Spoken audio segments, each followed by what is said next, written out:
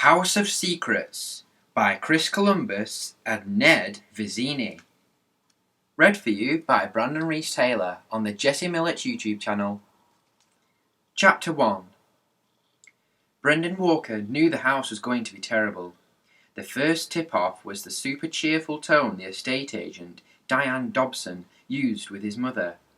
"It's truly the most amazing house, Mrs. Walker," Diane chirped on speakerphone. "The perfect place for a sophisticated family like yours, and it's just gone through a major price reduction." "Where is this house?" Brendan asked. Aged 12, he sat next to his older sister, Cordelia, playing Uncharted on his much-loved PS4.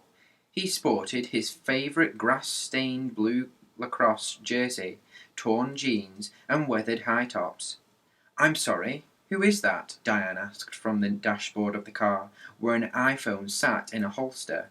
"Our son, Brendan," Dr. Walker answered. "You're on speakerphone." "I'm talking with the whole Walker family. What a treat." "Well, Brendan," Diana sounded as if she expected to be commended for remembering his name.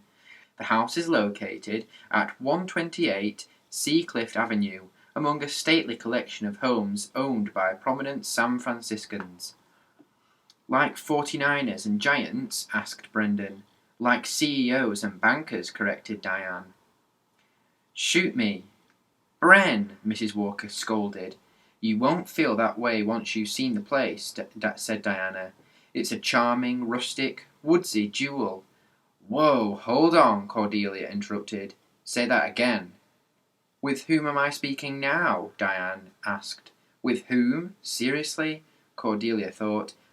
But the truth was, she also used whom in her more intellectual moments. "That's our daughter Cordelia," said Mrs. Walker, "our eldest. What a pretty name." "Don't pretty name me," Cordelia wanted to say, but as the eldest she was better than Brendan at being tactful. She was a tall, wispy girl, with delicate features that she hid up behind a dirty blonde fringe. "Diane, my family has been looking for a new house for the last month, and in that time I've learned that estate agents speak in what I call coded language." "I'm sure I don't know what you mean." "Excuse me, but what does that mean?" "I'm sure I don't know," piped up Eleanor, aged 8.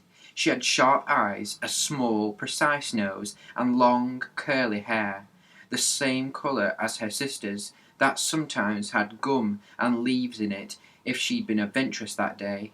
She tended to be quiet, except in moments when she wasn't supposed to be quiet, which was what Brendan and Cordelia loved most about her. "How can you be sure if you don't know?"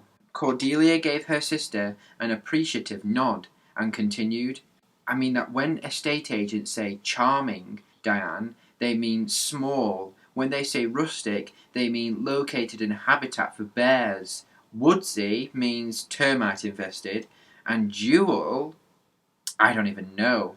I assume squat?" "Deal. Stop being an idiot," grumbled Brendan, glued to his screen, irritated that he hadn't thought up that line of reasoning himself. Cordelia rolled her eyes and went on. "Diane, are you about to show my family a small termite-infested squat located in a bear habitat?" Diane sighed over the speakerphone. "How old is she?" 15, Dr. and Mrs. Walker said together. "She sounds 35. "Why?" Cordelia asked. "Because I'm asking pertinent questions." Brendan reached over from the back seat and ended the call. "Brendan!" Mrs. Walker yelled. "I'm just trying to save our family some embarrassment." But Miss Dobson was about to tell us about the house." "We already know what the house is going to be like every other house we can afford. Bad." "I have to agree," Cordelia said. "And you know how much it hurts me to agree with Bren." "You love agreeing with me," Brendan mumbled, "because that's when you know you're right." Cordelia laughed, which made Brendan smile despite himself. "Good one, Bren," said Eleanor, giving her brother's uncombed hair a quick rub. "Kids, let's try to be positive about the house," said Dr. Walker. "Seacliff is Seacliff. We're talking unobstructed views of the Golden Gate. I want to see it, and I want to know about that reduced price. What was the address?" 128, Brendan said without looking up. He had an eerie ability to remember things. It came from memorizing sports plays and game cheats.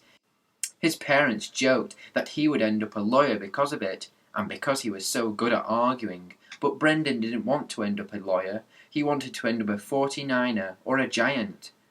Plug it in my phone, will you? Dr. Walker waved the phone in front of Brendan while he drove.